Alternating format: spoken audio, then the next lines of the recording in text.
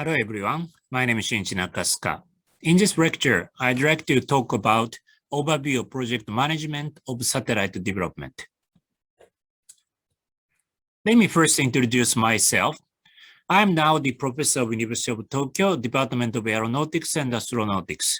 I have been working for the University of Tokyo since 1990. I'm also the member of Space Policy Committee of Japanese Cabinet Office and the chairperson of UNISEC Global. My research topics include micro-nano picosatellite, novel space systems, guidance, navigation and control, autonomy, and intelligent for space systems. First, I'd like to show the activity of micro-nano picosatellite in our laboratory. We have been developing the world's first CubeSat Psi-4, and which was successfully launched in 2003. Since then, we have been developing more larger and varied satellites, and already we launched 13 satellites. Let me first show some of them. First, we developed education and experiment satellite, including Psi-4 and Psi-5, which is also the one CubeSat launched in 2005, and the PRISM, which was the 8.5 kilogram remote sensing experiment satellite. And then we challenged space science together with National Astronomical Observatory of Japan with a satellite named Nano Jasmine. Then we challenged Earth observation, and the 3 satellites, Hodoyoshi 134, were launched in 2014. And Hodoyoshi 4 succeeded in obtaining 6-meter ground resolution picture. Recently, we collaborate with a venture company and developed and launched a synthetic aperture radar SA satellite named Strix Alpha, which was launched in December 2020. Then we challenged several technological demonstration satellites, including Toricom 1R, which aimed at obtaining a very weak RF signal from the ground, launched in 2018, and ACT-D demonstrated water resistant jet in space. And also, we have been supporting foreign countries on satellite development, which was called the Capacity Building Support Project. The first one was Micro Dragon, which was launched in 2019 as a remote sensing satellite, and the UNOOSA, which was also the communication satellite and launched in 2019. And the Micro Dragon was for Vietnam, and the UNOOSA was for Rwanda. And then we challenged deep space missions, including the Procyon, which was the world's first 50-kilogram class deep space probe, which was launched in 2014. It succeeded in the 1-year navigation control guidance experiment in the deep space. And now we are focusing on Aquarius, which is a 6U CubeSat, whose target is Earth-Moon Lagrange point 2. And we are now waiting for the launch of Aquarius. Entertainment satellite G satellite was launched in 2020. And now we are focusing on the next generation 6U CubeSat, which is versatile and high performance 6U satellite. In this way, we have been developing various types of the satellite, but the important thing is that we started from 1U CubeSat. Let me briefly show this 1U CubeSat, which was our first satellite. Its main mission was the picobus technology demonstration in space, and in addition to that, we experimented small camera on board. We did not buy a component from the website at the time, so we made almost everything by ourselves. So we expected it to survive in space for about half a year, but fortunately, it has been surviving in space for more than 18 years and could obtain this kind of the beautiful picture of the Earth. So let me show today's contents. Overview of the satellite development process, create a good mission, system level design, subsystems and teaming, flow of satellite development and review meetings, ground test and feedback, launch arrangement and interface control, ground station and satellite operation, and finally, conclusions. Section 1, overview of the satellite development process. This shows the overview of what kind of the task you should do in order to develop and operate your satellite. Of course, one of the most important tasks is the satellite development task itself. Maybe in the starting point, you should create your own mission. And then you will do the conceptual design so that your mission would be realized in your satellite. And then you will go into the detailed design and the assembly, integration, and test of BBM, breadboard model, engineering model, and flight model. You should also do several review meetings occasionally.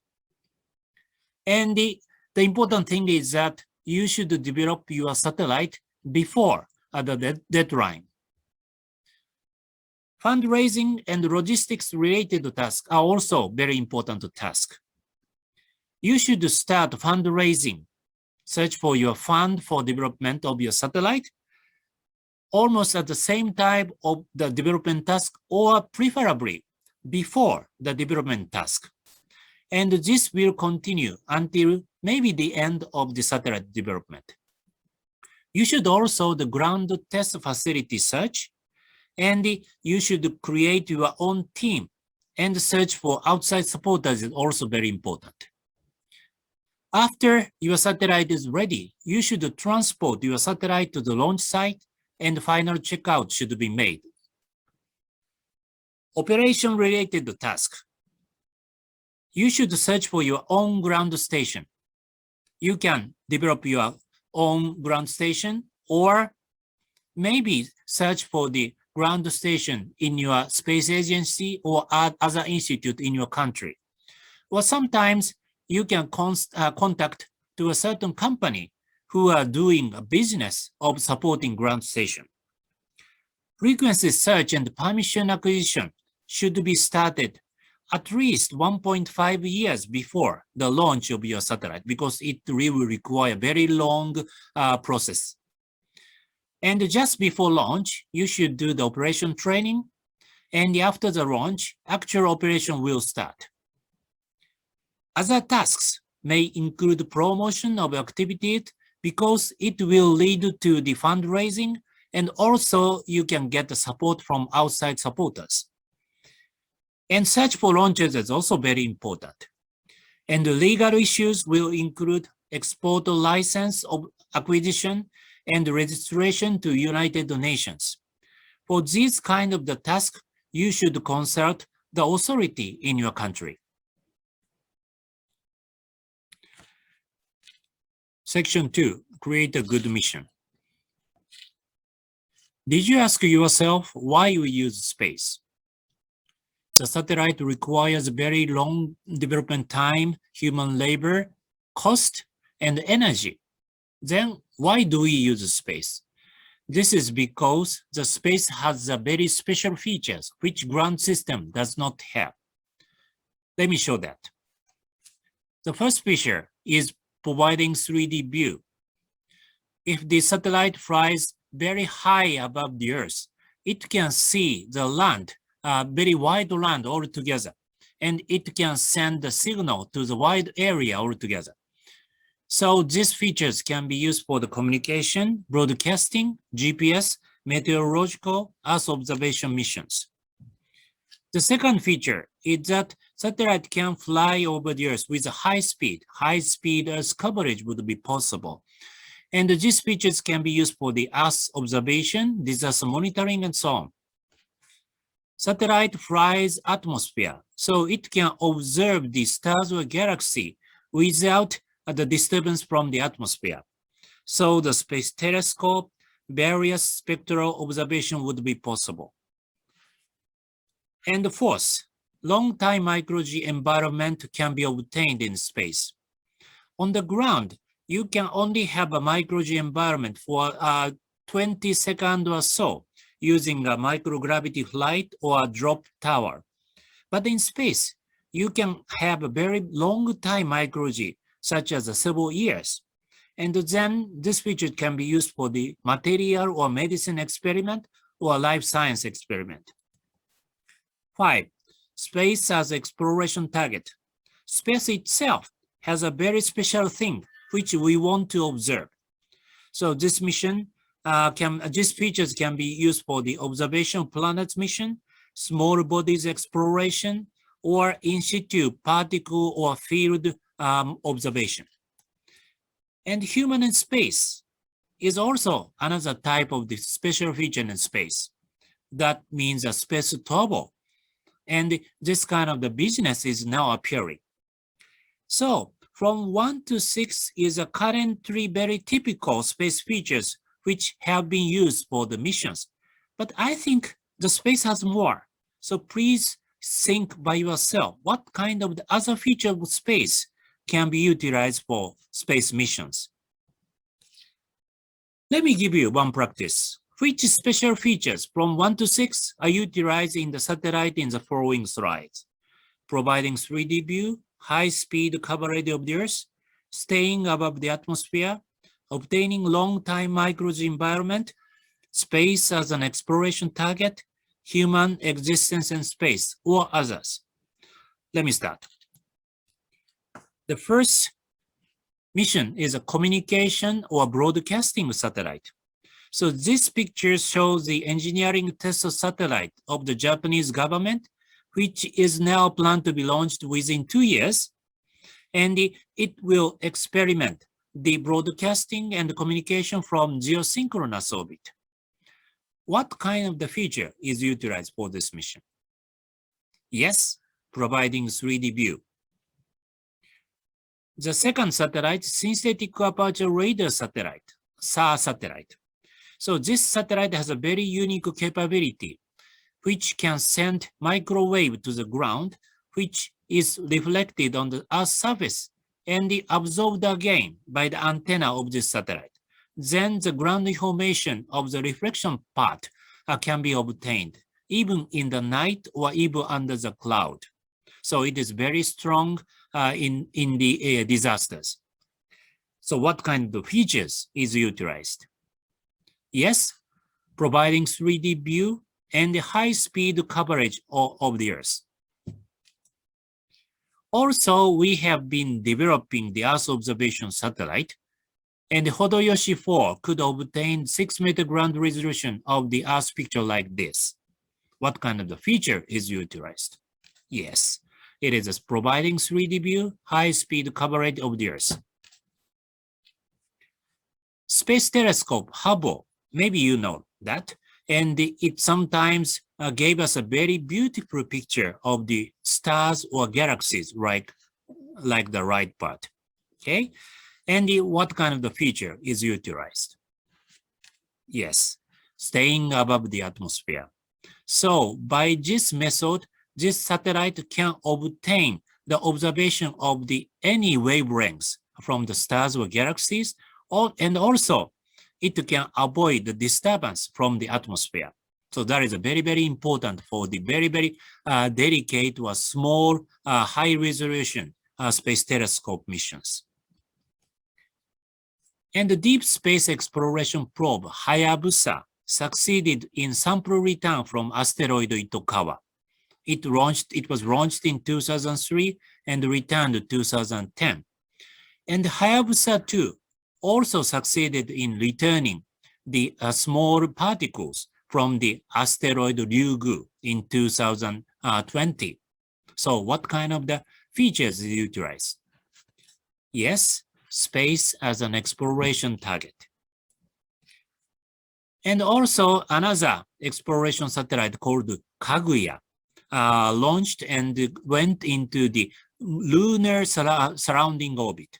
And it observed the moon with its instrument and obtained much information from the moon. So what kind of the features is utilized? Yes, it is the same. Space as an exploration target.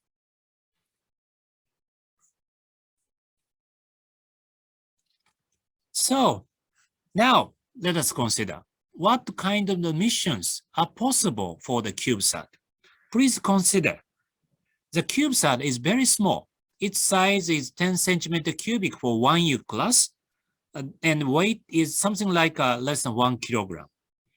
And if it is deployed from ISS, its orbit should be near ISS orbit. So with this restriction, what kind of the mission would be possible? Please consider.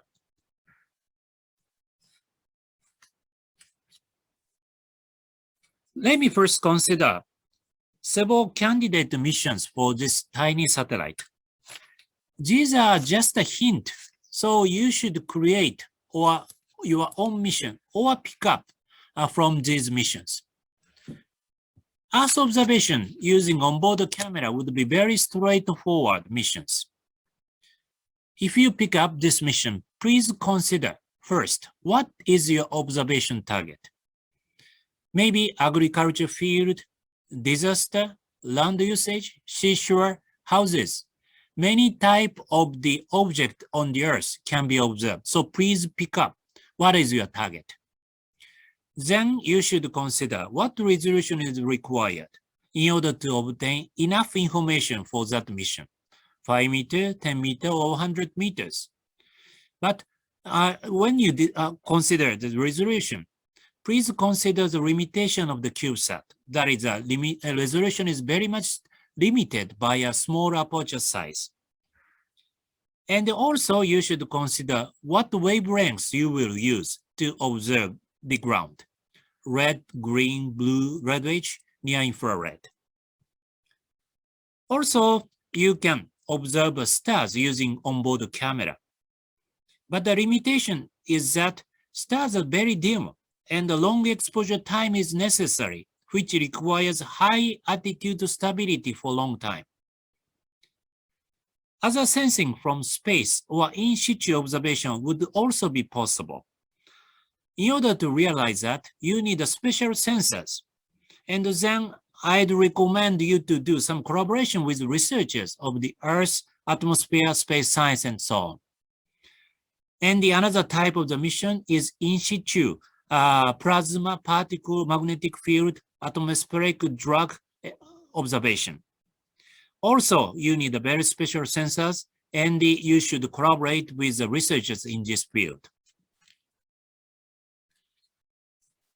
So these are the pictures taken by the satellite, which has a different resolution: 1 meter, 6 meter, 240 meter, and 10 kilometer. The right lower pictures, 10 kilometer resolution, was a picture which was taken by our 1U CubeSat Psi-4. In this way, different resolution can give you the different information on the ground. So you should decide which resolution do you need for your mission. Another type of the mission is a communication. Maybe the communication is two-way, from the ground to the satellite or satellite to the ground. The first, let me consider the communication from the ground to the satellite. What kind of the information had a better transfer to the satellite from the ground? Risk information, personal data, health data, disaster-related information, and so on.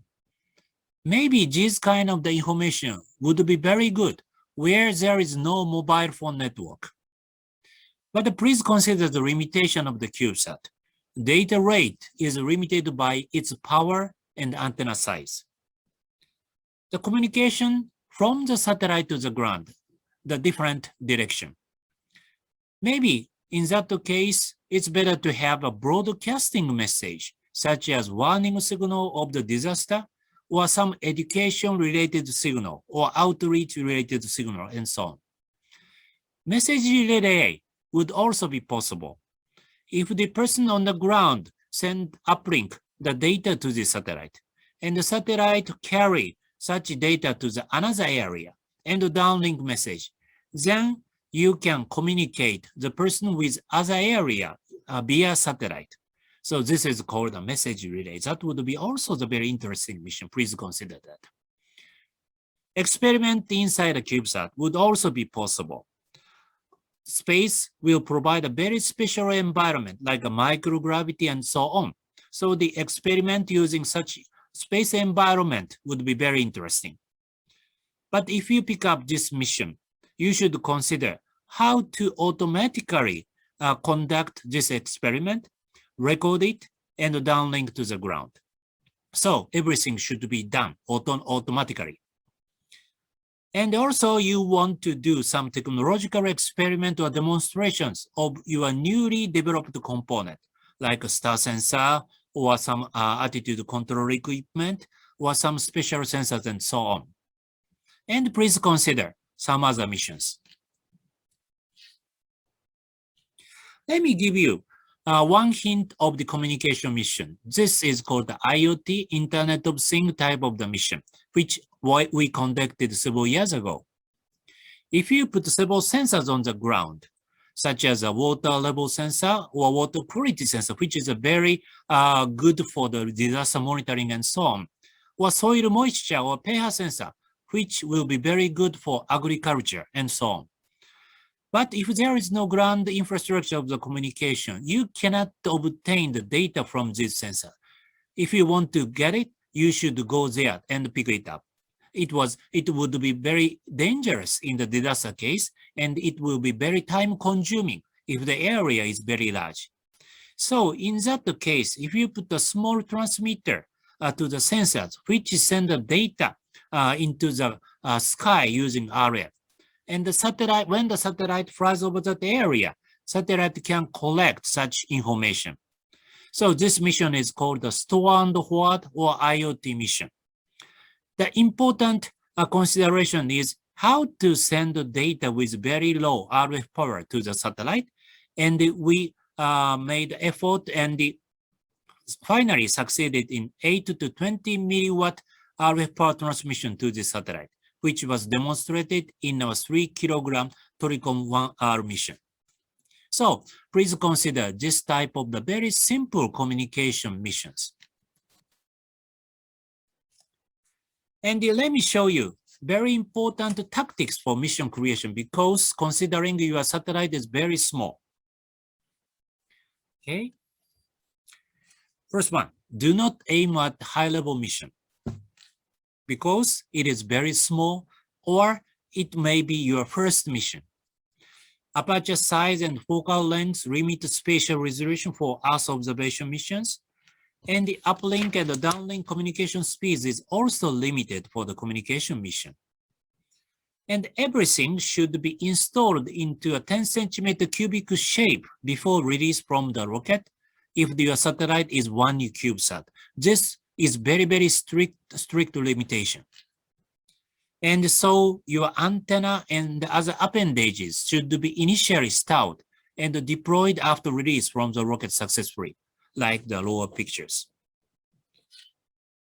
And the generated power is very low, such as 1 to 2 watt on average, because it's very difficult to deploy the solar panel.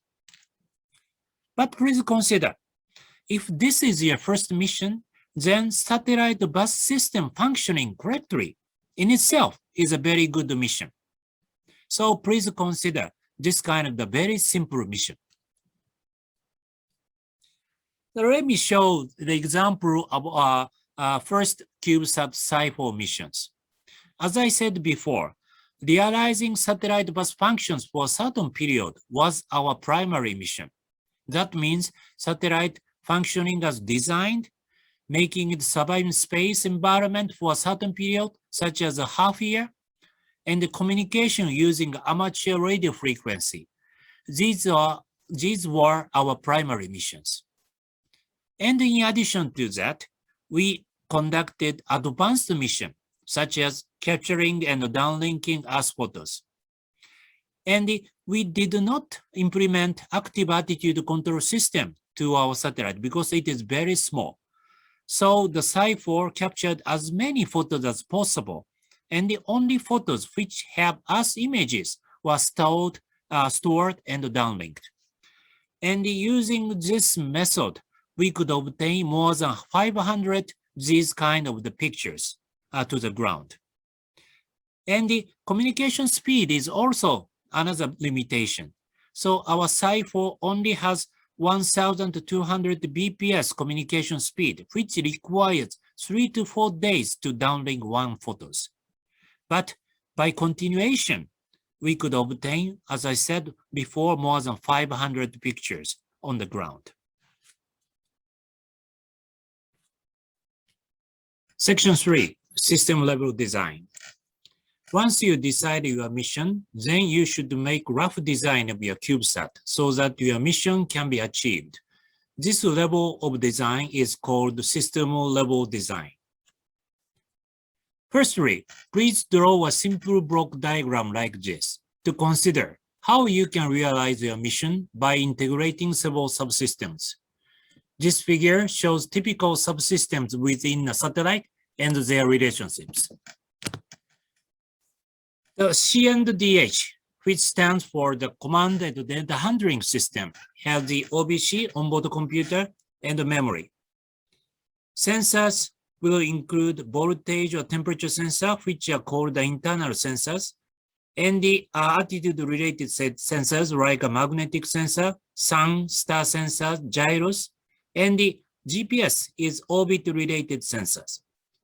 Actuators may include thruster, magnetic torquer, and reaction wheel. You should also design the communication subsystem, including the computer and the transmitter to send the data to the ground, which is called the downlink, and the receiver to receive a command from the ground, which is called uplink. And of course, you should develop your own mission subsystem, which may have the special sensors, experimental system, cameras for your Earth observation mission, and the transponder for your communication mission. And maybe you can see that these subsystems are connected by wire harness, which is called the information line. And these electronics related system will be powered by the power subsystem, which include the solar cells, battery, and the battery charging and the discharging system. And sometimes we have the AOCS, attitude and orbit control system, which utilize these attitude or orbit sensors and actuators to control the attitude and orbit of the satellite.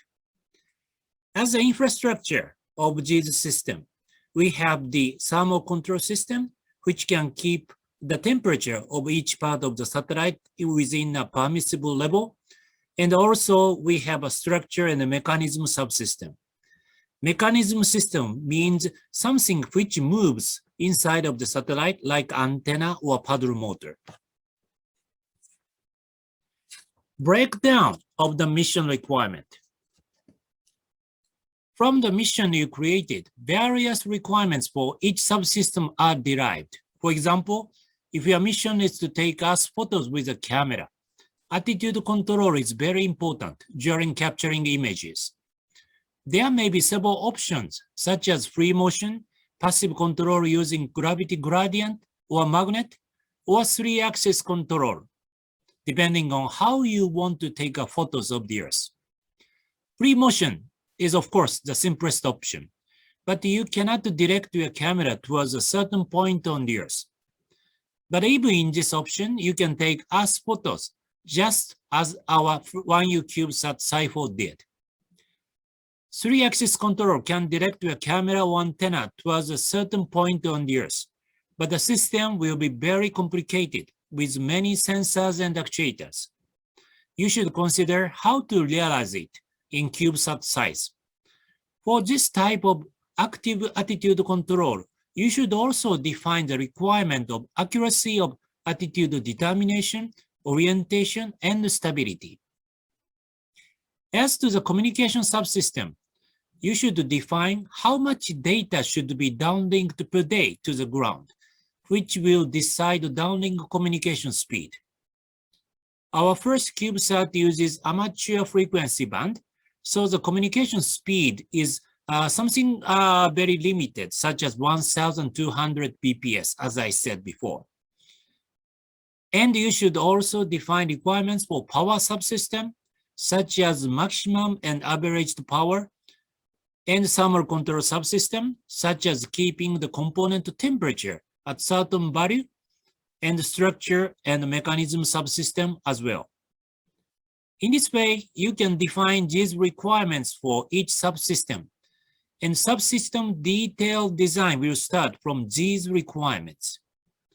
One important thing is that you should define such subsystem requirements in quantitative form, not only in qualitative form. Second important task in system-level design is budgeting. For example, you list up all the candidate components like these, and then you can sum up all the weight, size, and required power. If the total is larger than the weight limitation, then of course you should try to reduce the total weight by, for example, changing or discarding some components. And all the components should be implemented in small 10 centimeter cubic size. So you should assess if that is possible. Averaged power consumption, calculated also considering the duty ratio of each component, should be less than the averaged power generation by solar cells. And you should also list up the temperature requirement for each component, which will be used in future thermal design. These weight, size, and power budgeting will be very important to assess whether your CubeSat mission is feasible or not. So you should do this assessment in early phase of your design. Power budgeting. Let me explain a little more detail as to power budgeting. First thing to do is to estimate how much power can be generated in orbit. Maybe you will get the orbit information from launch provider. And based on that information, you can guess the relationship between your orbit and the sun direction.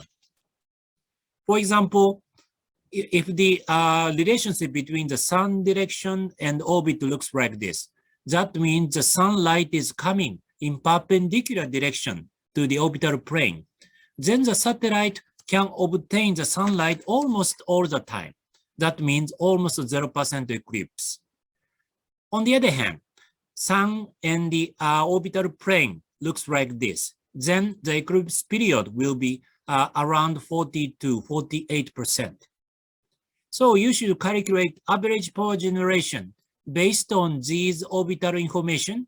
And also you should consider attitude control strategy and solar cell implementation design as well. Then you should compare this power generation with power consumption. First, please draw this kind of figure. Horizontal axis shows the time normalized by orbital period, and the vertical axis shows the power. You can write the power generation curve in red, and also power consumption curve as blue. The red curve should be drawn considering the solar cell size and efficiency, and the satellite attitude with respect to the sun. If your satellite does not have attitude control system, then you can assume that your satellite takes random attitude with respect to the sun. So you can use average number of power generation. The blue curve depends on the operation scenario, such that at each phase, which components are turned on or off. The total energy generated by one orbital period is the area surrounded by red curve, and the total energy consumed per orbital period is the area surrounded by blue curve. And you should match these two areas. If power consumption is larger, you should add more solar cell areas or change the operation scenario to reduce the power consumption. In this way, you should find out power balance solution. Another important task is to size a battery. Battery is needed during the eclipse period, like this in the night, and also even during the daytime when the power consumption is larger than generation, like this period. This dotted line is called the DOD, or depth of discharge. If battery is fully charged, then DOD will be 0. When the power consumption is larger than the power generation, like this period, then the battery will discharge and the DOD increase. And when the power generation is larger, like this period, then the battery is charged and the DOD decreases. The idealistic case is that DOD will be 0. Okay, that means that battery is fully charged at the end of the daytime, like this. If power balance is secured, the last DOD here matches the initial DOD here. Okay? And this cycle is iterated. The important consideration for battery sizing is that the maximum DOD at this point should not exceed more than 30%. This is because charge and discharge cycle occurs many times, such as 14 to 16 times per day. And if DOD is large, battery will get damaged very soon. So you should size a battery so that maximum DOD is less than about 30%. Structure plan. Also, you should roughly design the structure, which is called the structure plan. Structure should endure the various launch load, but the detailed analysis and design can be done later. In the initial phase, you only have to decide the concept of CubeSat structure and find out how much space you can use to accommodate components. There may be many types of structure plans, but for one CubeSat case, the most important consideration is to keep the 4 columns. These are the 4 columns. These are the columns. And the 4 columns exactly parallel, and the spacing between columns should be exactly such value provided from launch provider. Please guess why? Yes, your CubeSat will be deployed from rectangular shaped pod. In ISS deployment case, J-SSOD, which has 4 corner rails inside, and the CubeSat's 4 columns should smoothly slide on these rails.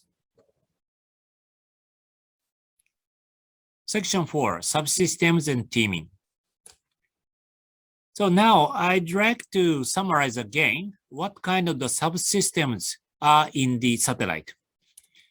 Mission subsystem, command and data handling, sometimes called the C and DH, communication, electric power, altitude determination control, sometimes orbit control is included, structure and mechanism, thermal control, and you may require special subsystems for your mission, and don't forget the ground station.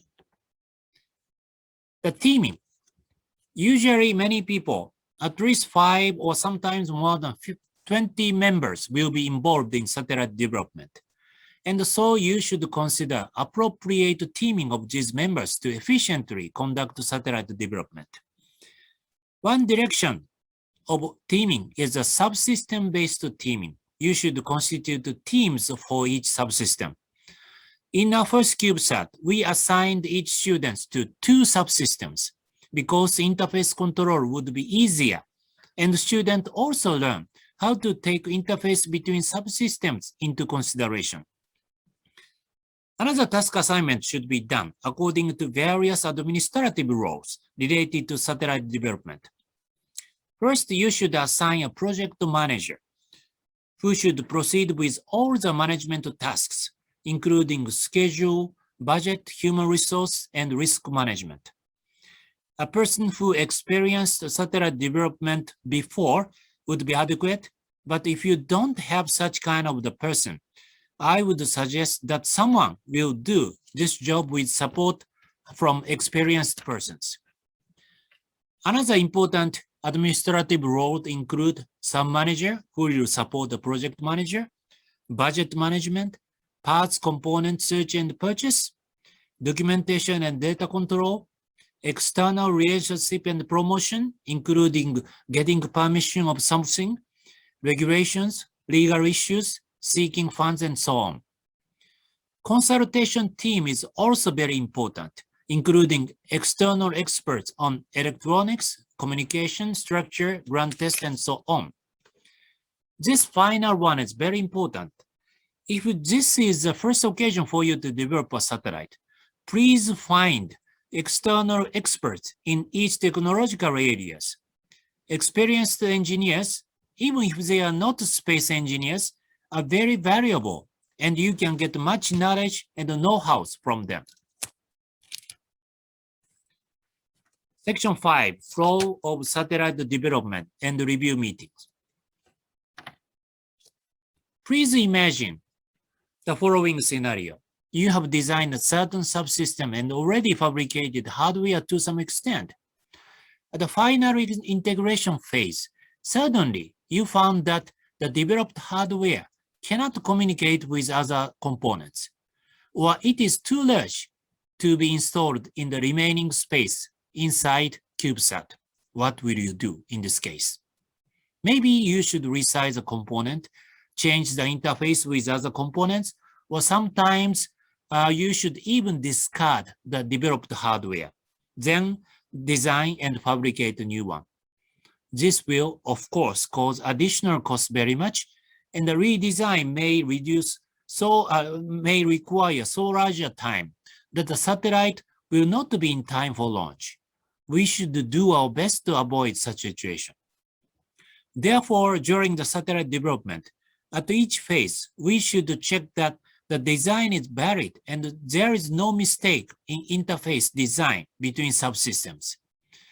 And only if we can be confident, then we will proceed to the next phase.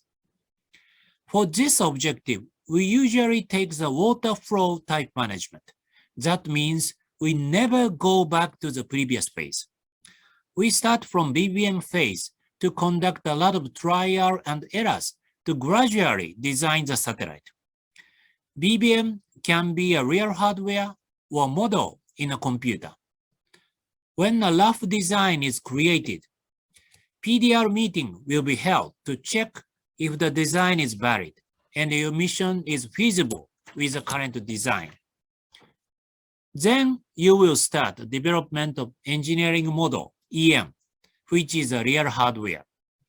This hardware will be tested by space environment test to assure that your satellite can work as designed in space environment, and feedback the test result to modify the design. At the end of the EM phase, you will have another review meeting called CDR, Critical Design Review, which is used to check if the design is completed, and then we can start the development of the flight model. After CDR, in principle, you cannot change the design anymore. When flight model is completed and tested again, and when everything is done, LRR, Launch Readiness Review, is organized to check if the satellite is ready for launch. In these review meetings, usually we invite outside experts to ask their comments and feedbacks on our satellite design.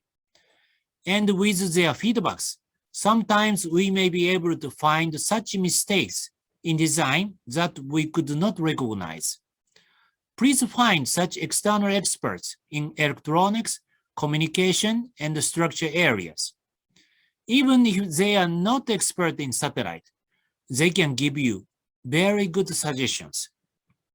The important thing of this management is that design mistakes should be found or detected as early as possible so that we don't have to go back to the previous phase to redesign the satellite.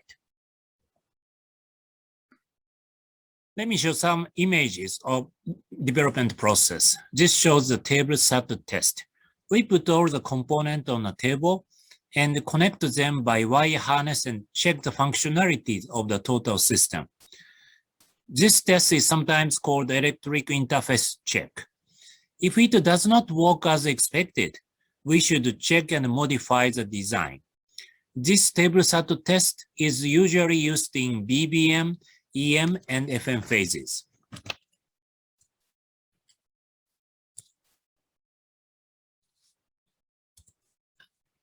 And clean room.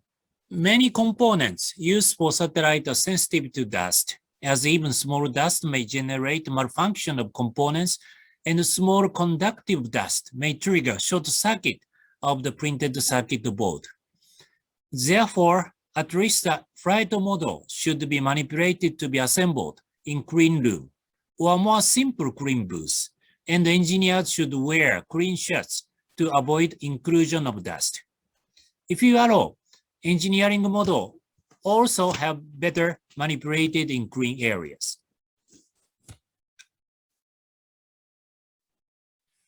Section 6, ground tests and feedbacks. Space environment and also launch environment are very different from the environment on ground. So you should carefully check by ground tests that your satellite survive in such harsh environment. The tests include radiation test, vibration test, shock test, thermal vacuum test, and so on. These tests should be done at each phase, and the result should be reflected to redesign of your satellite if required. For the engineering model, you should exert larger load than the load predicted in the real environment, called the qualification level, in order to verify the correctness of the design. Flight model is usually tested with a load predicted in the real environment, which is called acceptance level, in order to check whether the assembly and integration is made properly. The details of the ground test will be lectured in more detail in another lecture. These pictures show some important facilities for your satellite development. As to clean room or clean booth, maybe class 100,000 would be enough. This is not so severe requirement as compared with semiconductor development facility, and even you can make it by yourself. Actually, our first clean booth for the CubeSat size series was really handmade. Vibration table, thermal bus, and thermal vacuum chamber are required as well for ground test. It is controversial whether thermal vacuum test is required for tiny satellite like one CubeSat. Solar simulator is used to test solar cells or sun sensors. RF test room is used when you test your RF communication subsystem, including antenna, and vacuum chamber is used to check whether components can work properly in vacuum environment. And of course, a ground station is required, which should also be used for ground test to check the interface between your satellites and the ground station electronic systems. You need these ground test facilities, but if you cannot prepare them by yourself, please search for external facilities in other laboratories in your university, governmental institute, or local governmental test centers. So let me show the CubeSat Sci4 development process. We developed our CubeSat Sci4 within 1.8 years. We first focus on what kind of mission we should define. As I said before, we defined our primary mission as functioning CubeSat for a certain period in space. Then we conducted many trial and errors using BBM to gradually design the satellite, mainly considering its survivability in space. During this phase, we searched for components and parts to be used for CubeSat. At that era, around 2000, there were no CubeSat components which we could buy from websites, And so we searched for commercial off-the-shelf components and parts which may be used in CubeSat in space. For such parts which have not been used in space, we did radiation test using JAXA's facility. Finally, we decided to use 8-bit PIC processor as they are very radiation tolerant and consume very low power. Selection of main OBC is very important because it will determine the satellite overall architecture. Then we are gradually went into the detailed design, and we did several table sat tests here. And the Psi-2, which was BBM, was developed. And after the end of this phase, we did PDR, preliminary design review, to check whether our satellite is feasible or not. And then we started the development of the engineering model here, and we did several experiment ground test, long-range communication test, vibration test, thermal vacuum test. And at the end of this EM phase, we did CDR, critical design review, to fix the design. Then we started the development of the two flight models, which was Psi-4 and Psi-5. And we did the final test, thermal test and vacuum test. And then we finished the development. During this period, we started the operation training to be used for the actual operation of the satellite. And finally, we did LRR, launch readiness review at that time. So the satellite was ready for launch. Section 7, launch arrangement and interface control. Maybe, as you know, there are many ways to launch your satellite into space. But today, I'd like to focus on the case that your CubeSat will be deployed from ISS, International Space Station. ISS has a Japanese experimental module Kibo here. And this has equipment to deploy your satellite into space. When you launch your satellite, of course, you should discuss or negotiate with launch provider on how your satellite can be safely deployed from the rockets or ISS. This process is called launch interface control. For ISS deployment case, you should consider these items. First, CubeSat will be deployed from rocket or ISS, and the pod is used for launch interface. For ISS case, this pod is called the J-SSOD. The fabricated CubeSat shape and size should perfectly match with the pod internal size. And the specification of pod will be informed by the launch provider.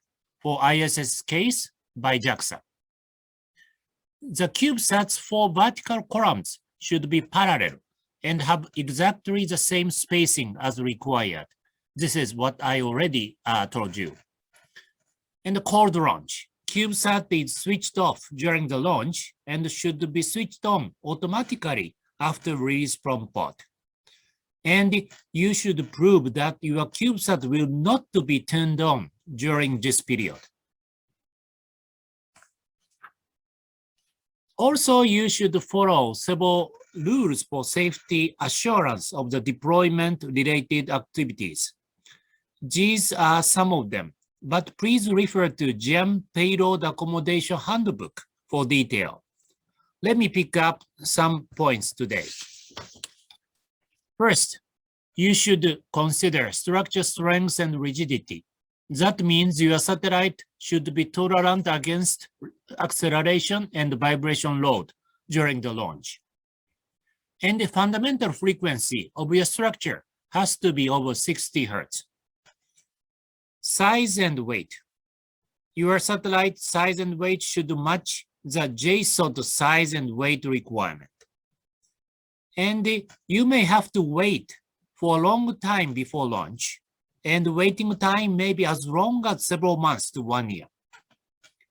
Environmental conditions.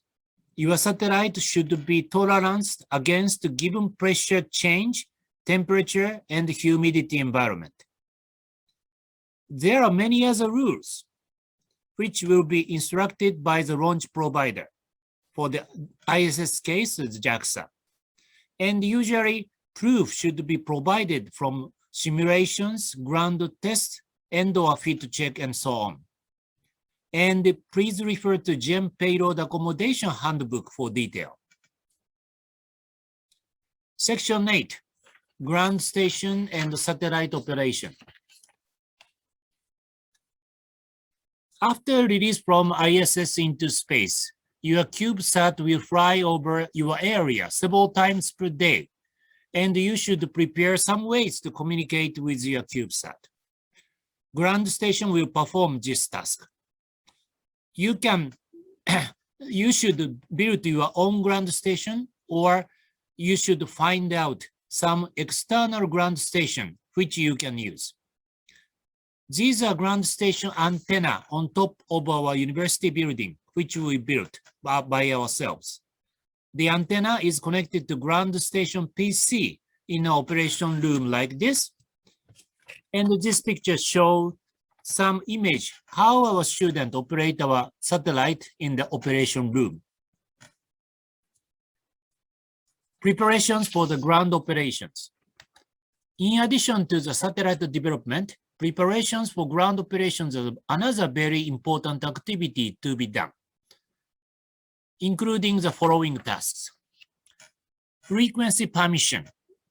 It has to be obtained before release from the ISS or the rocket, which requires more than 1.5 to 2 years of negotiation with the authority of communication and amateur telecommunication community. Ground station, such as UHF, VHF, S-band, X-band, is required for satellite operation, which you can build, or can even lend or borrow from companies or space agency and so on. Yagi antenna, which is very cheap but low gain, or parabolic antenna. Modulator, demodulator, low noise amplifier, or other electronic system will be required as well. And the command and the telemetry should be defined by the satellite developers, that is yourself, and the software should be coded on the ground station's computer. Usually, if the satellite is deployed from ISS, you can expect 6 to 8 times of 5 to 12 minutes operations per day. And at that time, you should make operation plans, such as check items, command, and so on. And for the ground operation, preparation beforehand is very important, as the operation period is very short. Okay, finally, section 9, conclusions. Please keep these in mind. To create interesting yet achievable missions, considering your skill level, satellite size, and available resources. Conduct system level design to define the subsystem specifications with weight, size, and power budgeting. Teaming should be well designed, considering the expertise of your team members. Follow a waterflow type of project management with review meetings and various ground tests in order to assure proper functionality of your satellite in space. Make appropriate design of your satellite interface with the deployment system, for example, ISS case J-SSOD. Finally, preparations such as finding a ground station and frequency permission are required in parallel with satellite development. Thank you very much for your kind listening. That's all.